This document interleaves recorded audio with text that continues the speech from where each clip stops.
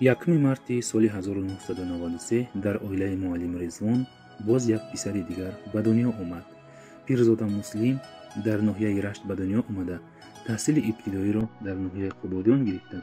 Соли 2012 мактаби гимназияи хусусии ноҳияро бо баҳои аъло хатм намуда, соли 2013 ба Донишгоҳи миллии Тоҷикистон факултети таърих дохил шуда, таҳсилро идома медиҳад.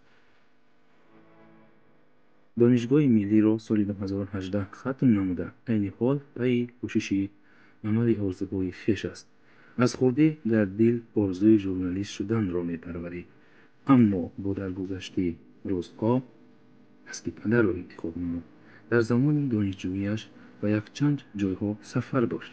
Соли 2015 ба ноҳияи Фарход сафар дошт ва соли 2016 ба Ҳисори Шодмон сафар дошт.